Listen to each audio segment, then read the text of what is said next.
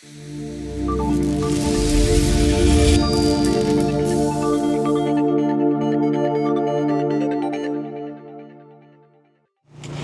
up guys, Spencer here, back doing a popular video for you guys. I know a lot of people have been wondering about stadium truck tires, how to set it up, what's hot, what's the best combination between running the tires front and rear. And this weekend at the 2023 Carpet Roar Off-Road Nationals, a lot of the pro guys are running some stadium truck and kind of throwing down. We're learning as we're going and we're getting a lot of data and kind of experiencing kind of what we're liking. But taking it back a couple weeks ago, I traveled to the Michigan JConcepts NCTS at RC1. I dabbled into running the stadium truck a little bit with running the fuzz bites front and rear. Had a couple hard times trying to like drive it around the track. It was very difficult and like flipping everywhere, very twitchy to drive, and came in, kind of set up the car a little bit more aggressive, but I really wanted to test out the new, or not new, but the Swagger front tire, which it's a little bit different profile than the fuzz bites. It has a little bit of a more of a flexi or sidewall, which is kind of a little bit of old school of how like the two-wheel drive front tires used to be. And what this kind of allows is it kind of allows for like the front truck tire to have a lot more forgiveness. And immediately when I threw down the trucks, you can totally see like that it wasn't nearly as flippy. It was a lot easier to drive. And then we started playing with a little bit of how the glue on the sidewalls, kind of the different methods of kind of what we're expecting from running it in two-wheel drive and four-wheel drive. So I kind of ended up running my sidewalls glued very high up on the tread, kind of really close to the edge of the, like, I guess you can call it like the pins. And what that does and allows you to do is I kind of tune that by how much steering you really need or want. So if you're looking for steering and it's not flipping, you don't want to glue the sidewall nearly as high up. But if your car is just like flipping at the end of the straightaway, you're turning in and it's like hiking, you might as well start gluing the sidewall a little bit higher up and higher up.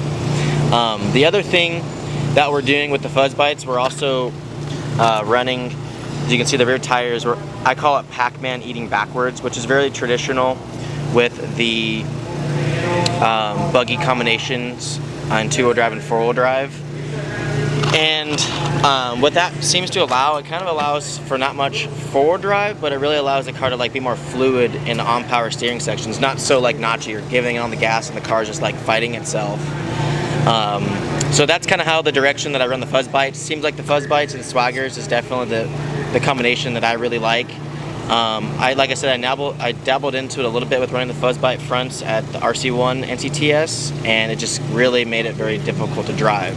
The one thing that we're noticing here is the tire wear and kind of what we're expecting with, you know, one run's better, a brand new one's better, 5 runs better, and it really seems like in stadium truck that the more you can run the tires, the more easy it is to drive, and almost like you're building comfort by how easy it is to drive, and your lap times get faster. And I really want to show you guys a comparison. We'll kind of take the truck out of the picture here and see it with the video. So this is a brand new set of tires, and you can totally see that the front tires on the new one is extremely pointy and sharp and crisp.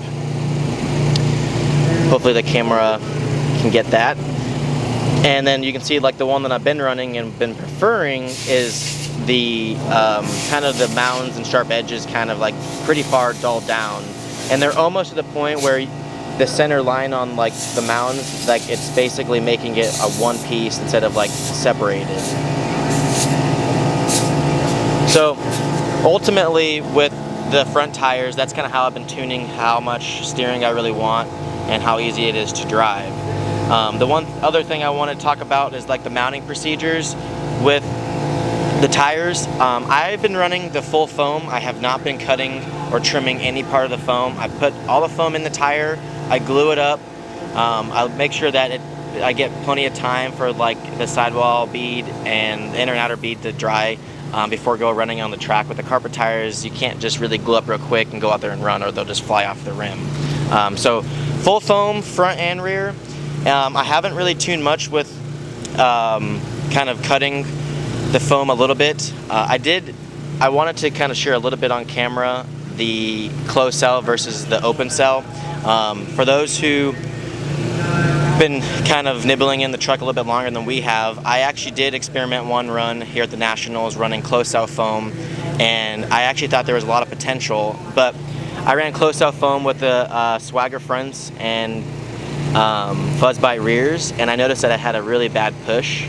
So I think if you were going to try the closed cell foams, you might want to run fuzz bite front and rears and kind of see how that goes, and that's a combination that we haven't ran yet.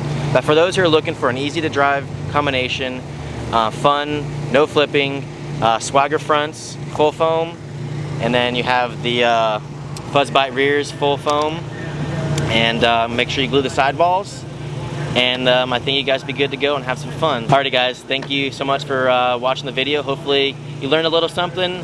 I want you guys to have some fun running a stadium truck, because once your car's good, you can set up pretty aggressively with these tire combinations and see what you kind of think. So thanks again for watching, and we'll see you guys on the next one.